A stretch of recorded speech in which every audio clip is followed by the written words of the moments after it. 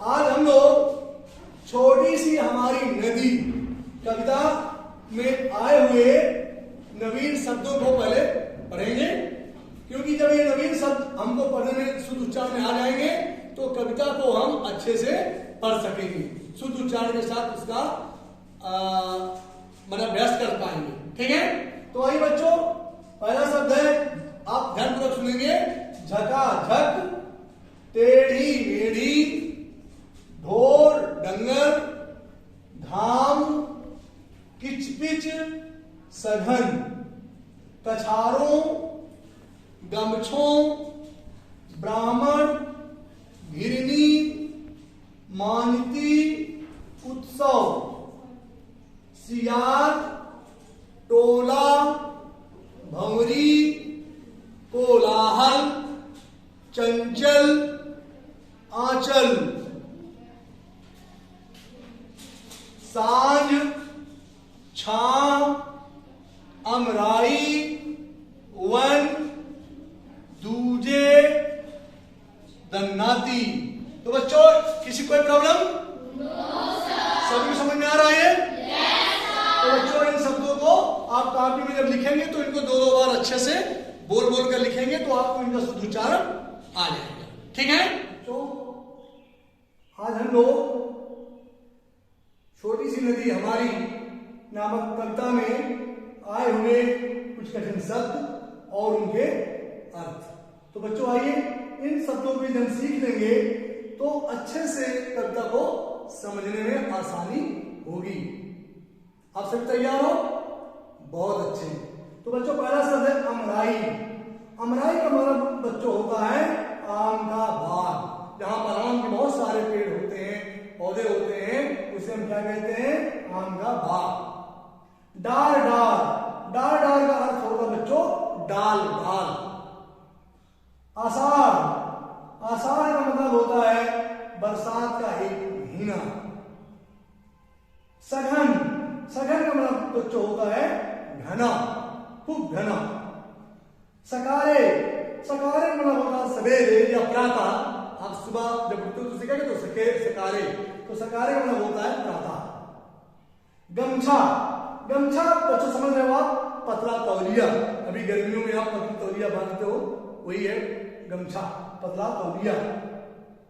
कोलाहल, कोलाहल का मतलब होता है बच्चों शोरगुल। जहां शोरगुल होता है उसे हम क्या कहते हैं? कोलाहल। तो बच्चों, ये बहुत ही आसान है, आप इनको अच्छे से समझने का प्रयास करिए बेटा, तो आपको कविता अच्छे से समझ में आ जाएगी। बच्चों, अगला शब्द है धाम। धाम का मतलब होता है बच्चों धूप, जिसे आप देहात भाषा में उसे घाम कहते हैं, वो शुद्ध शब्द है धूप। दूजे, दूजे का मतलब होता है बच्चों दूसरा। सांझ, सांझ का मतलब होता है शाम। इसे तो आप समझ रहे होंगे अच्छे से। रेती, रेती का मतलब होता है बच्चों बालू। जहां बालू होती है नदी के किनारे उसे हम क्या कहते हैं? रेती। दन्नाती, दन्नाती का मतलब होता है तेजी से। जब नदियां ऊपर से उतरती हैं नीचे को आती है तो बहुत तेज रफ्तार में होती हैं, उसे कहते हैं दन्नाती या तेजी से। जग, जग का मतलब होता है बच्चों संसार। जग का मतलब होता है संसार, दुनिया। ढोर डंगर, ढोर डंगर का मतलब होता है बच्चों जानवर, मवेशी। जो आप गांव में पाले जाते हैं घरों में, मवेशी, उन्हें कहते हैं जानवर या मवेशी। किचपिच, किचपिच, किचपिच, किचपिच का मतलब बच्चों है मैना की आवाज। जो मैना आपस में बात करती है, बोलती है, दो पक्षी मिलकर के, उसे हम क्या कहते हैं? किचपिच किचपिच करती मैना। तो मैना की ये आवाज होती है। समझ लो सब लोग? हाथ उठाइए। बहुत अच्छे। तो बेटा बहुत ही आसान है, इसको आप एक बार दो बार आप पढ़ लोगे तो सभी शब्दार्थ आपको समझ में आ जाएंगे और फिर आप कविता को अच्छे से समझ पाओगे। और कविता में आए हुए तुकान शब्द, तो बच्चों कविता में कुछ तुकान शब्द हैं जिनको हमने लिख करके आपको समझाने का प्रयास किया है। धार, धार का बच्चों तुकान शब्द है पार। चालू, दुकान शब्द होता है बच्चों बालू। नहाले, ढाले। घाम, घाम का बच्चों होगा दुकान नाम। रोला, रोला का बच्चों दुकान शब्द होगा टोला। वन, वन का होगा सघन। ताल, ताल का होगा बच्चों चाल। तो बच्चों ये कविता में आए जो दुकान शब्द है सेम साउंड के, इनको हमने कविता से छाट करके निकाल करके लिखा है और आपको समझाने का प्रयास किया। सभी को समझ में आ गया? हाथ उठाइए। बहुत अच्छे। तो बेटा ये बहुत ही आसान है। कविता में आए हुए कुछ शब्द जिनके हम आपको विलोम शब्द बताएंगे। मैंने आपको बताया था कि किसी शब्द का विपरीत या उल्टा अर्थ देने वाले शब्दों को हम विलोम शब्द कहते हैं। तो आइए बच्चों देखते हैं। पहला शब्द है गर्मी। गर्मी का बच्चों विलोम शब्द होगा सर्दी। छोटे, छोटे का होगा बच्चों बड़े। रात, रात का विलोम शब्द होगा दिन। फूल, फूल का बच्चों होगा कांटे। ऊंचे, ऊंचे का बच्चों शब्द होगा नीचे। कच्चे, कच्चे का होगा बच्चों पक्के। तो बच्चों ये बहुत ही आसान और छोटे छोटे शब्द हैं और मुझे ऐसा लगता है कि आपको समझ में आ गया है। सभी को आ गया? बहुत अच्छे। तो बेटा इसको आप अपनी कॉपी में अच्छे से कर ले।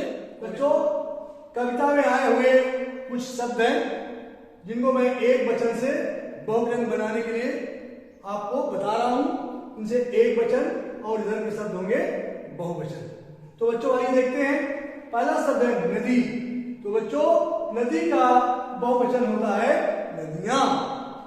बालू, बालू का बहुवचन बच्चों होता है बालू। बच्चों इसमें कोई परिवर्तन नहीं होता, बालू का हम बहुवचन बालू ही लिखेंगे।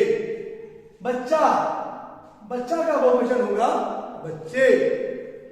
वन, वन का मतलब अनेक वन, एक से अधिक। तो बच्चों उसे क्या कहेंगे? अनेक वन। बैलगाड़ी, बैलगाड़ी का बच्चों का वचन होगा बैलगाड़ियां।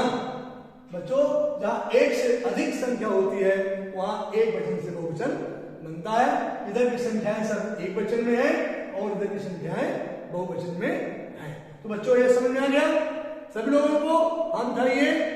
बहुत अच्छे। तब तो बहुत ही अच्छी बात है क्योंकि मैंने इसके पहले भी आपको इसके विषय में बताया था। बच्चों इसे आप अपनी कॉपी में अच्छी राइटिंग में नोट। बच्चों कविता में आए हुए कुछ शब्द, इन शब्दों को हमको वाक्य में प्रयोग करना है। तो हम शब्दों को किस प्रकार से वाक्य बनाएंगे, किस प्रकार वाक्य में प्रयोग करेंगे, ये मैं आपको समझाने का प्रयास कर रहा हूं। तो आइए बच्चों देखते हैं। पहला शब्द है सघन। अब सघन का हमने वाक्य बनाया है, ये जंगल बहुत ही सघन है। अच्छा है। आप बेटा दूसरा वाक्य बना सकते हो। टोला, इस टोला के लोग नदी में नहाते हैं। अच्छा सा वाक्य बन गया। आप भी अपनी इच्छानुसार कोई भी वाक्य बना सकते हो। रोला, बरसात के आते ही लोगों ने रोला मचाना शुरू कर दिया। अंतिम है पाठ।